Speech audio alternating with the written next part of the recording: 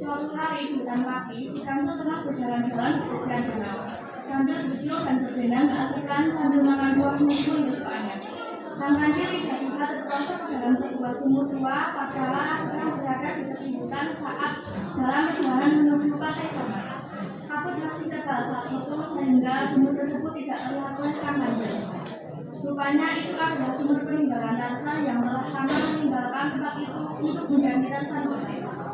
Aduh biung, kamu sakit banget, teriak sang kancil yang sebelumnya hanya kelihatan kepalanya karena tendangan. Sambil mulutnya nyengir-nyengir menahan kesakitan.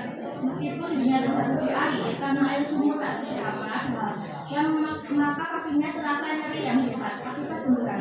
Lalu dengan berbincang-bincang sang kancil berenang menepi dan duduk di batu yang besar menyembul di tepi sumur. Sang kancil termenung memikirkan nasibnya. Sumur itu ada di hutan. Jarang sekali ada binatang yang berani berpergian sampai ke hutan. Paling-paling seorang gajah yang sedang mendekati terbang. Kawanan dari hutan yang hendak mencari jagung atau serigala yang sedang mencari makanan tambahan karena sudah bosan dengan makanan yang ada di dalam hutan. Itu artinya dunia harus lama menunggu sampai ada binatang yang menemukan dirinya di dalam hutan.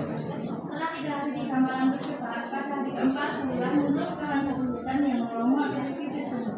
Mereka kehausan dan sedang mencari sumber air minum yang memang jarang ada di tepi hutan itu. Sang kancil berteriak kegeraman melihat dari hutan. "Woi Pep, bantu aku keluar dari sini tuh!" teriaknya sekuat tenaga. Tapi alih-alih menolong sang kancil, para kabin hutan malahan pada terkejut mendengar suara mereka dari dasar sumur. Kiranya ada monster penunggu sumur yang akan memakan mereka. Sang kancil kesal bukan main, dianggapnya para kabin hutan itu sungguh terlalu takut pada sayang monster. Dalam pikiran mereka sendiri, mereka terlalu percaya pada cerita-cerita monster sehingga apa saja yang aneh dan menakutkan langsung dianggap monster. Pada hari kelima, muncul lagi seekor binatang lain. Kali ini datang seekor gajah yang baru saja meloloskan diri dari majikannya. Dengan hati yang senang-senang, dia bersiul-siul menyusuri ke hutan. Sampailah dia di bibir sumur tempat sang kancil terperosok. Tentu saja dia haus dan penasaran apakah bisa minum dari sumur tersebut. Belajar dari pengalaman ketakutan para kabin hutan, kali ini sang kancil tidak bersedia. Dia hanya menyapa Tuhan satu selesai yang tengah merongokkan kepala. "Wahai teman, tolong aku terperosok ke dalam sumur tanpa bisa keluar lagi," kata sang kancil.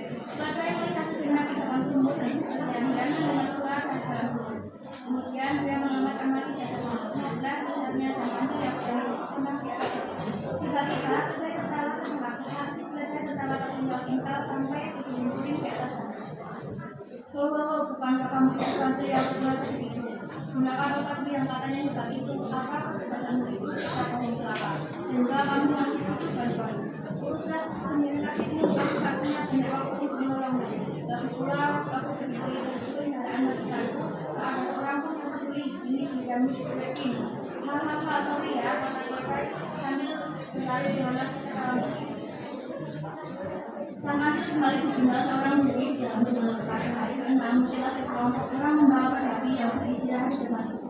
Mereka mendirikan tenda-tenda dan mulai memasak. Nampaknya mereka adalah pendatang yang sedang beristirahat. Saat terdengar suara-suara orang berteriak-teriak pada depan pedati menangkap seekor gajah yang lemas.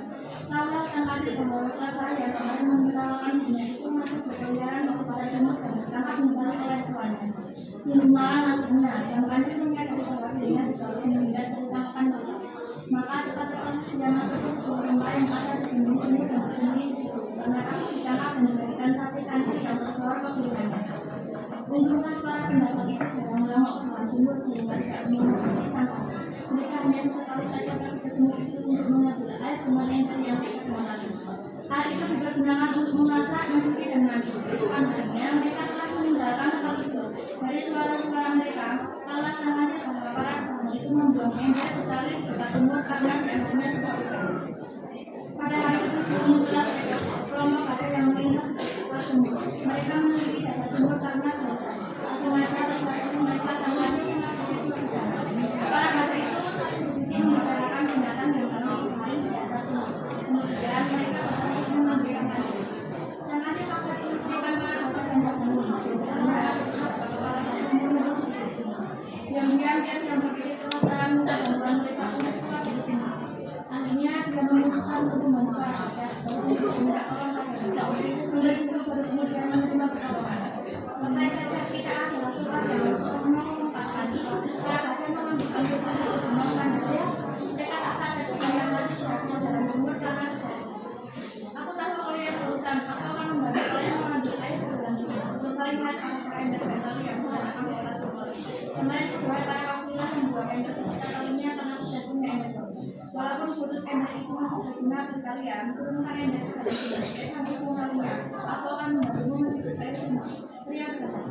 Para baca yang telah tahukan bahwa Antipas sudah disatukan dan diberikan sampai akhirnya mereka menemukan tak jauh dari sumber sumur dan mereka akan berpikir yang sekuat dan hari yang tak tahu putihnya dan sambungan. Kemudian mereka menemukan ember di dalam sumur. Sang guru membantu menuju air dan menyuruh baca melihat ember yang sudah diisi air ke atas. Begitulah beberapa kali air diambil